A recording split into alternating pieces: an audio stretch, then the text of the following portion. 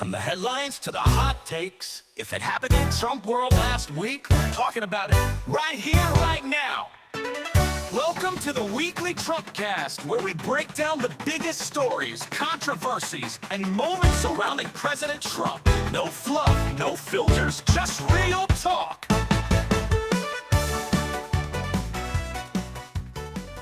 Buckle up, everybody, because this week's deep dive is going to be a wild one. Yeah. We're tackling the third week of Trump's second term. Oh, boy. And let me tell you, things were pretty BUSY 17 major actions in just 1 week. It's a lot to process, even for us. You said it. It's like drinking from a fire hose trying to keep up with everything. It is. Yeah. Gaza tariffs, Elon Musk, even little Gulf diplomacy. It's enough to make your head spin, so that's why we're here. Right. To break it all down. To help make sense of it all and connect the dots. Exactly. And where better to start than with a proposal that honestly sounds like something straight out of a political thriller. Okay. I'm intrigued. Trump's idea to take over Gaza. Oh, yeah. That one definitely raised some eyebrows. Right. I mean, the sheer audacity of it. Right. It's like something you'd see in a movie, not real-life politics. So the proposal essentially suggests that the U.S. would take control of the Gaza Strip, resettle the Palestinian population, and develop it into like a tourist haven. A Middle Eastern Riviera, they were calling it. A Middle Eastern Riviera. Okay, so setting aside the audacity for a moment, what about the people who actually live there now? The sources we looked at mentioned some serious concerns about forced displacement and violations of international law. Yeah, that's the big elephant in the room, isn't it? Forced displacement of a civilian population is a huge red flag under international law. Yeah. I mean, we're talking potential crimes against humanity here. So it's no surprise that this proposal got a very mixed reaction on the world stage. I imagine so. Some expressed cautious interest, maybe seeing it as a way to shake things up. Yeah. But many others condemned it outright, calling it unrealistic, illegal, and just plain wrong. So let's say, hypothetically speaking, the U.S. actually wanted to pursue this. Could they even pull it off? That's the question, isn't it? Ah. The logistics would be absolutely mind-boggling, not to mention the potential for conflict and instability in a region that's already incredibly volatile. And, legally speaking, it's a bit of a minefield. Even legal experts are divided on whether such a move would even be permissible under international law. So it sounds like maybe this was more of a thought experiment than a concrete plan. Maybe. But even as a thought experiment, it's very revealing. It tells us a lot about the Trump administration's willingness to think outside the box in foreign policy and to consider solutions that others might deem unthinkable. Right. It really shows that they're not afraid to shake things up. Exactly. Okay, well, speaking of shaking things up, let's talk about another development that had people talking. The situation with USCIT. USI. So the plan was to put thousands of USCIT staff on leave, but then a judge stepped in and at least temporarily blocked the move. Yeah, it was a bit of a last-minute scramble. There were already proposed budget cuts to the agency and talk of merging it with the State Department. But this furlough plan really threw a wrench into the works. It sounds like the administration is trying to completely overhaul U.S. foreign aid. That's certainly the impression I get.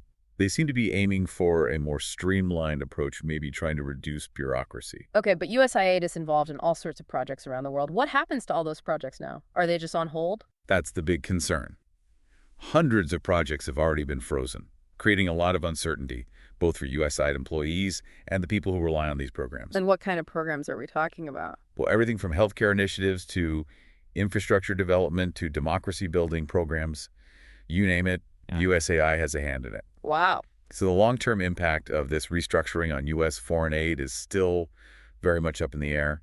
I think it's safe to say, though, that we're likely to see a significant shift in the way the U.S. engages with the world on this front. Okay, so from aid, we move to trade. And of course, no deep dive into U.S. politics would be complete without talking about tariffs. Oh, those tariffs. They never seem to go away, do they? Nope.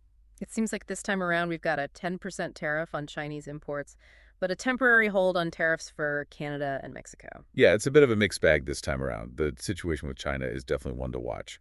This tariff hike is just the latest escalation in what's become a full-blown trade war between the two economic giants, and the potential consequences are pretty significant. So what are we talking about here? What kind of consequences?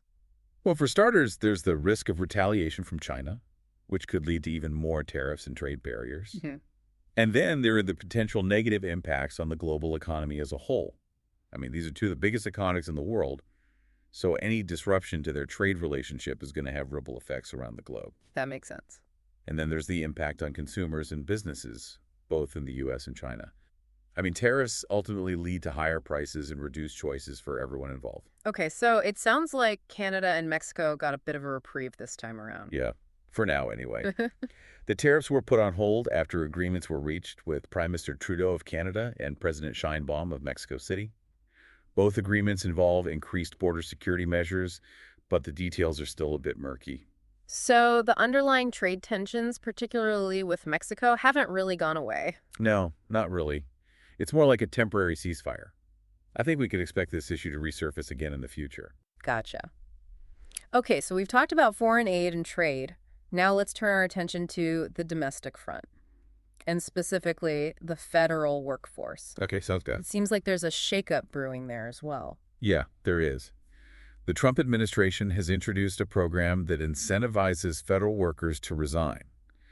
Basically, they're offering buyouts and early retirement packages.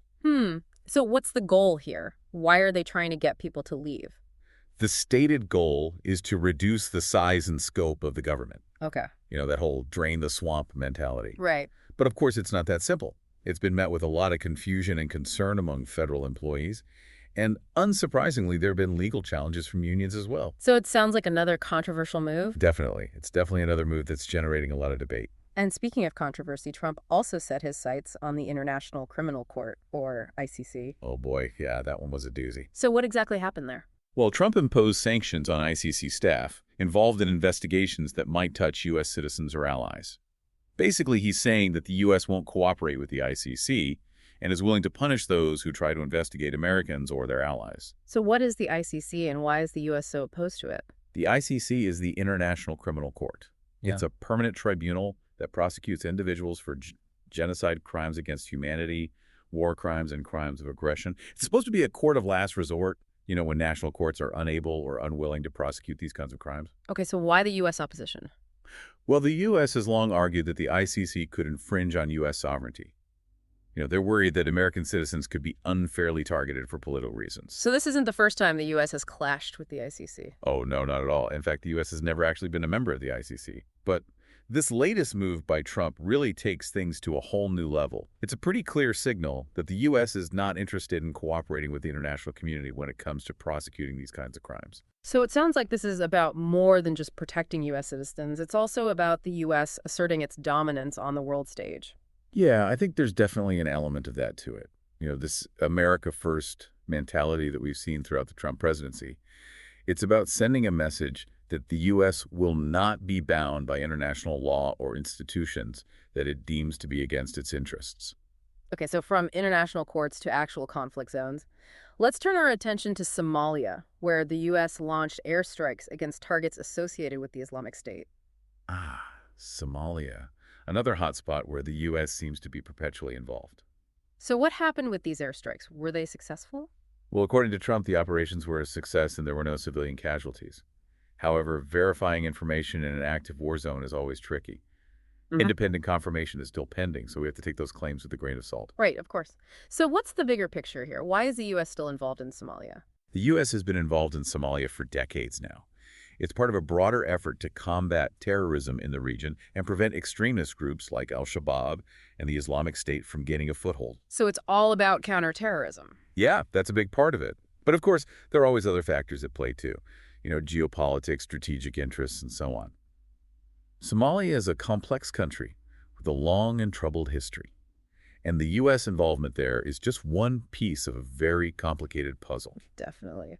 Okay, so from Somalia, we moved to the United Nations, and it seems like the U.S. is rethinking its role in various UN institutions. Yeah, under Trump, the U.S. has already withdrawn from a couple of key UN bodies, UNRWA and the UN Human Rights Council. Okay, so for our listeners who might not be familiar with these organizations, could you give us a quick rundown of what they do and why the U.S. decided to leave? Sure. So UNRWA is the United Nations Relief and Works Agency for Palestine refugees in the Near East. Basically, they provide essential services to Palestinian refugees like education, healthcare, and social services.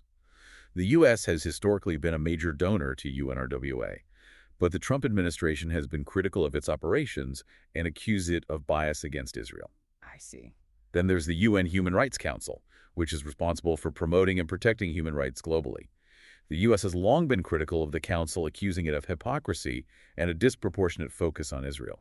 So it sounds like these withdrawals are part of a larger trend of the U.S. stepping back from multilateralism. Exactly. It's a shift away from the idea of working collaboratively with other nations to address global challenges, and toward a more unilateral approach, going it alone, as Trump likes to put it. And that approach seems to be reflected in another development that's been raising a lot of eyebrows, the transfer of migrants to the detention facility at Guantanamo Bay. Guantanamo. Mm. A name that evokes a lot of strong emotions. Definitely. So what's the story here? Why are migrants being sent to Guantanamo? Well, it's all part of the Trump administration's hardline approach to immigration. They're basically saying that they need more space to detain migrants who are trying to enter the U.S. illegally. Huh. And they've decided to use Guantanamo Bay as an overflow facility. But Guantanamo has a pretty notorious reputation. I mean, it's mostly associated with the detention of suspected terrorists after 9/11. Exactly. And that's why this move has been so controversial. Human rights groups have consistently condemned the conditions at Guantanamo, and the legality of detaining migrants there for extended periods without trial is questionable, to say the least. It seems like this could really backfire on the Trump administration.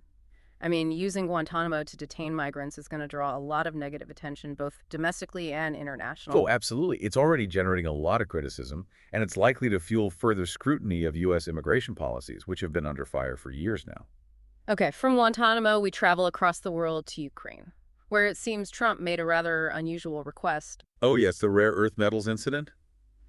That one was a head-scratcher for sure. So what happened? But Trump asked Ukraine to guarantee the supply of rare earth metals to the U.S.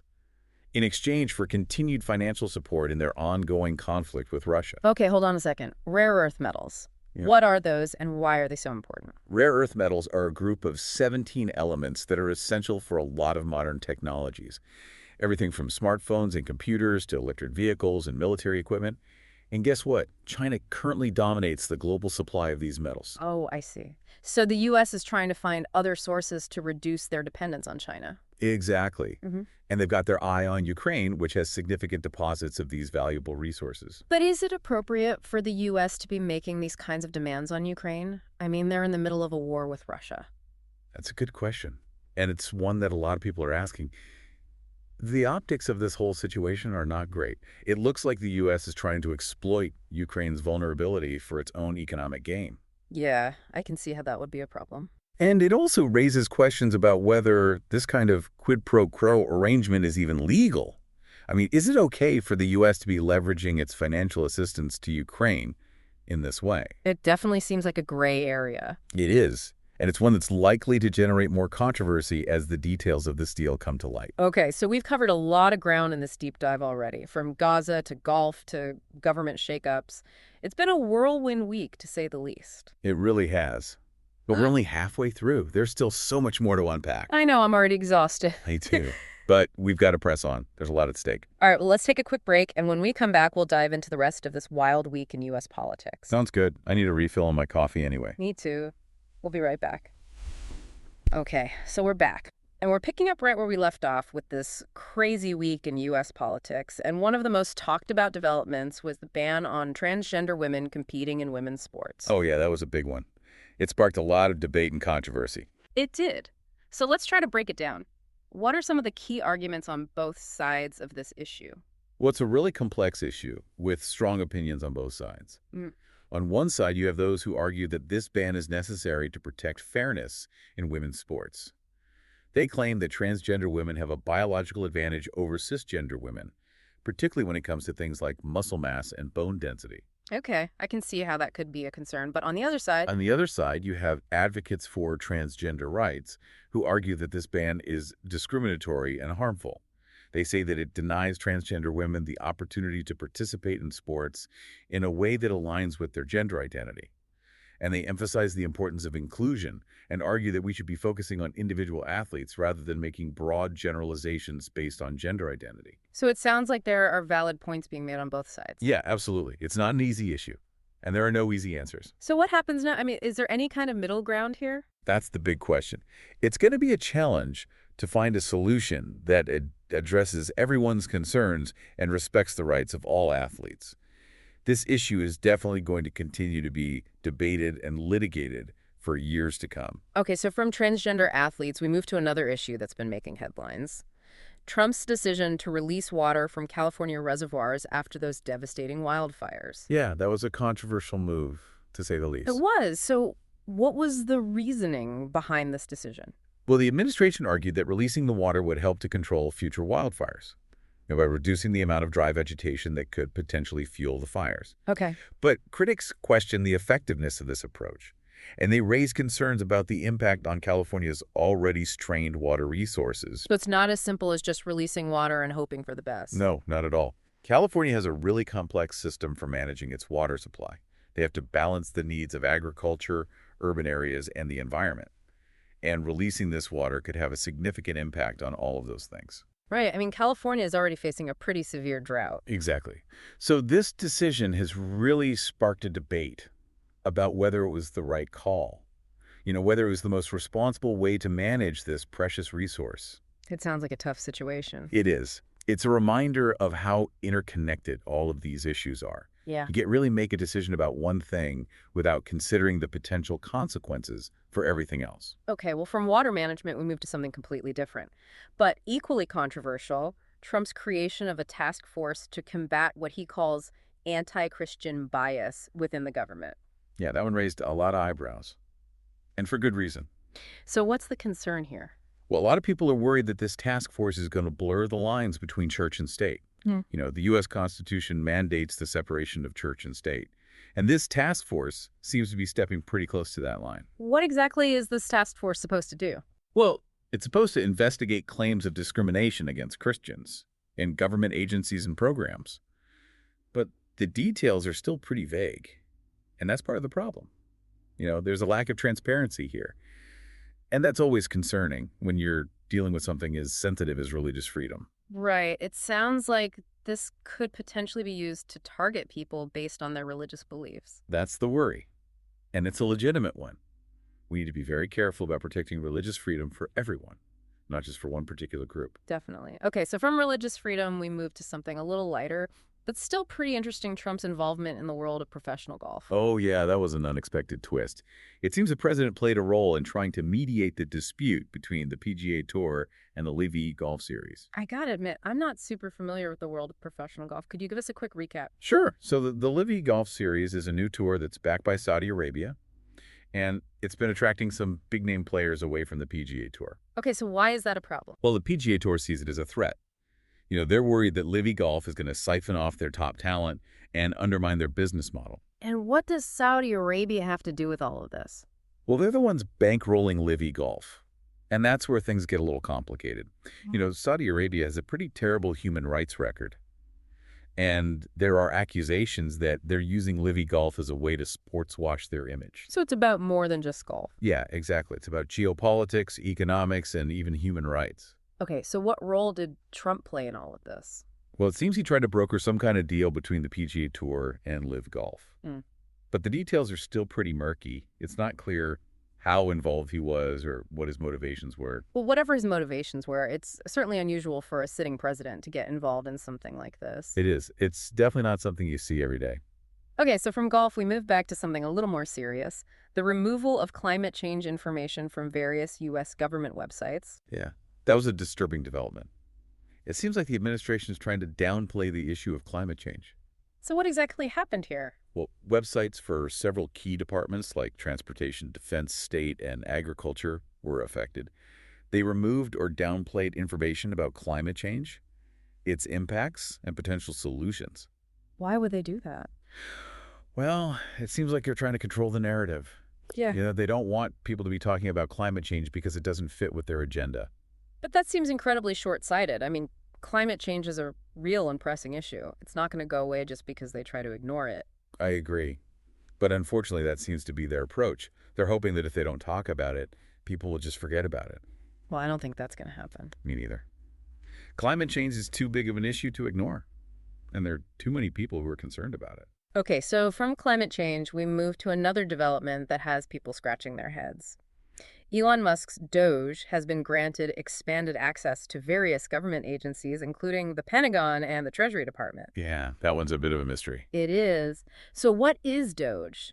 And why is it involved in government operations? Well, Doge is an organization that was founded by Elon Musk, and its goals and methods are a bit of a black box. So we don't really know what they're doing. Not really. All we know is that they've been given access to some pretty sensitive information and systems. That seems a little risky. It does, and has raised a lot of concerns about transparency and accountability. So what's the justification for giving Doge this kind of access? Well, the administration claims that Doge is there to help streamline government operations and reduce costs, but critics are skeptical. They worry that Doge is going to have too much influence and that it could potentially misuse its access to government data. Yeah, that's a valid concern. It is.